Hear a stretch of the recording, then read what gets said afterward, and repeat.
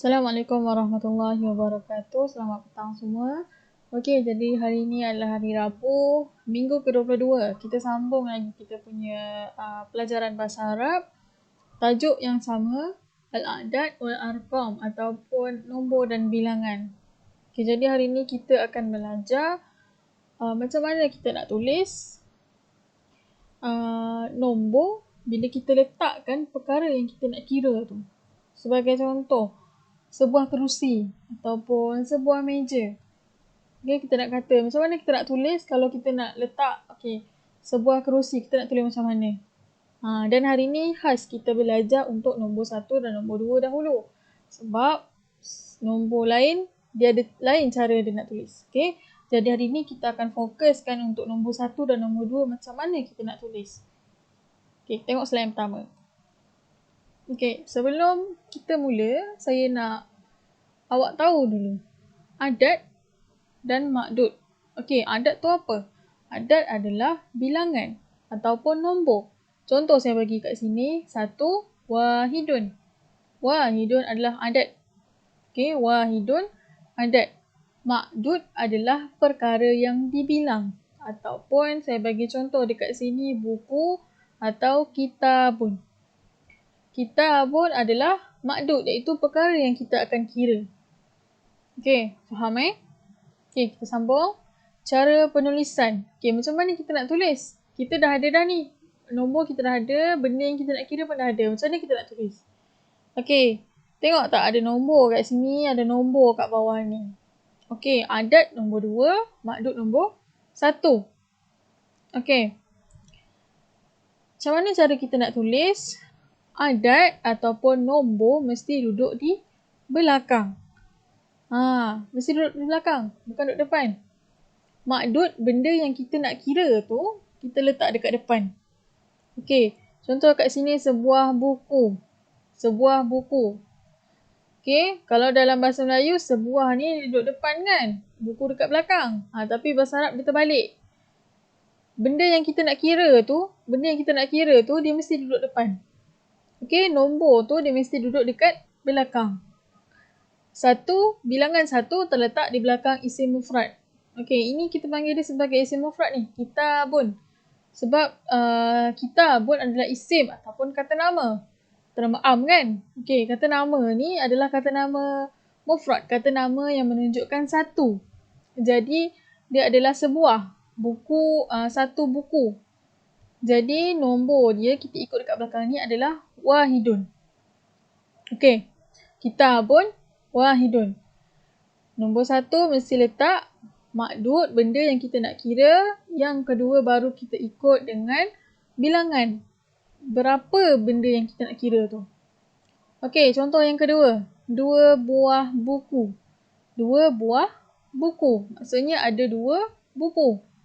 Okey, bila bahasa Arab, awak tengok kat sini. Ini sama juga, dia isim juga ataupun kata nama am sebab dia masih lagi buku. Cuma buku tu ada 2. Jadi bila ada 2, kita tambahkan alif nun dekat belakang dia. Okey, jadi perkataan ni menunjukkan buku tu ada 2. Awak dah tulis benda yang awak nak kira ni, 2 buku ni tadi, baru awak tulis nombor dia berapa. Berapa bilangan dia? Iaitu isnani.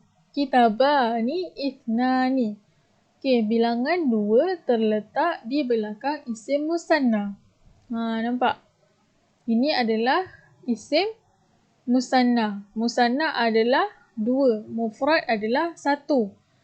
Okey, faham Kitabani ni isim.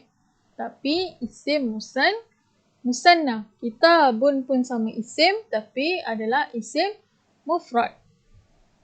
Okey. Faham Awak tak faham boleh je tanya, tak ada masalah. Awak boleh WhatsApp saya. Okey, kita teruskan. Okey, jika perkara yang dibilang adalah muannas, maka bentuk ayat akan ikut menjadi muannas. Contoh. Okey, tengok kat sini dekat bahagian isim muannas. Isim muannas. Majallatun wahidatun. Sebuah majalah. Majalah adalah majalah ada satu majalah. Dia nak cakap kat sini ada satu majalah. Jadi majallatun wahidatun. Kenapa dia kata isim muannas kan? Okey, awak boleh tengok kat sini. Saya dah merahkan ni. Majallatun dia ada ta marbutah. Bila ada ta marbutah, secara automatiknya perkataan ni adalah perkataan muannas ataupun perkataan yang menunjukkan perempuan.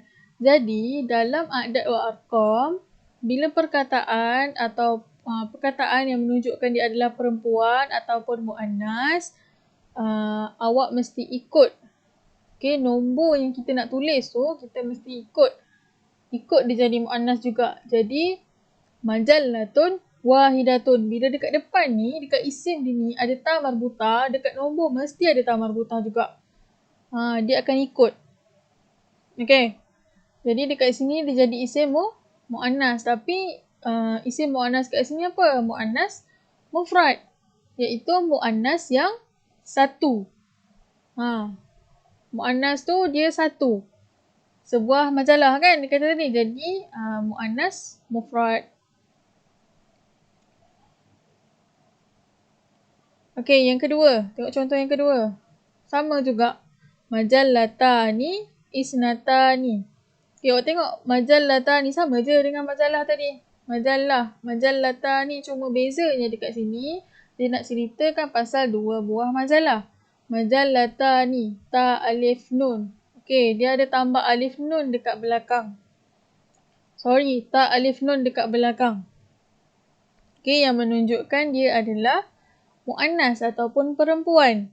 Tetapi perempuan berapa? Perempuan 2 orang ataupun benda yang ada 2. Tapi disebabkan perkataan ini adalah perkataan yang menunjukkan perempuan, maka diletak ta alif nun. Okey. Jadi bila isim dekat depan ni dia dah letak sebagai muannas ataupun makdud dia ni muannas, maka dia punya adat ni, dia punya bilangan ni, kita pun kena ikut jadi muannas. Bila majallatani, nombor dia mesti isnatani. 2 buah majalah. Okey, faham Tak faham macam biasa, awak boleh je tanya Ustazah, boleh WhatsApp. Okey, tengok contoh seterusnya, isim muzakkar. Qalamun wahidun, sebatang pen. Okey, kenapa ada garis merah kat sini? Okey, Ustazah letak garis merah kat sini nak tunjuk dekat awak. Okey. Qalamun ni adalah perkataan mufrad ataupun perkataan yang menunjukkan satu. Sama juga wahidun. Wahidun ni dah memang maksud dia satu. Okey. Jadi tak ada apa-apa tambahan dekat belakang ni. Jadi sebab tu kita panggil dia sebagai isim muzakkar. Dekat belakang qalamun ni tak ada tambah apa-apa. Sama juga dekat wahidun ni. Sebab apa? Bila isim dekat depan ni, makdud dekat depan ni, kita dah letak dia sebagai mufrad ataupun sebagai satu, sebagai muzakkar, belakang mesti ikut. Belakang mesti ikut, satu juga, muzakkar juga. Senang je. Okay? Bila depan satu, belakang mesti ikut satu. Ini khas untuk nombor 1 dan nombor 2. Okay? Sama juga belakang. Sama juga kita tengok contoh yang kedua. Qalamani ithnani. Qalamani ithnani. Okey, qalamani sama juga dengan atas qalamun. Kat sini awak tak nampak mana-mana ta pun dekat sini. Jadi perkataan ni adalah perkataan muzakkar. Tetapi dia ada tambah alif nun. Jadi perkataan ini menunjukkan ia adalah musanna, iaitu 2. Okey, jadi dekat sini qalamani adalah 2 pen.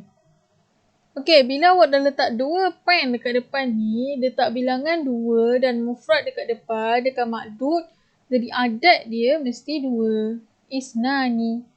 Dia tak ada isnatani, tak ada sebab dia bukan perempuan, dia adalah muzakkar. Bila muzakkar awak tulis je nombor macam biasa, isnani, tak ada tambah apa-apa, tak ada tambah ta ke, tak ada tambah apa-apa, tak ada. Okey? Itu senang. Qalamah ni bila depan dia dah muzakkar, belakang mesti ikut muzakkar. Bila depan muannas, belakang mesti muannas. Okey. Itu sahaja pengajaran kita pada minggu ni. Nanti Ustazah akan bagi link latihan, awak boleh buat. Apa-apa yang awak tak faham, awak boleh tanya. Tak ada masalah, boleh WhatsApp. Kalau ada benda yang awak tak faham, kita akan bincang. Terima kasih. Assalamualaikum.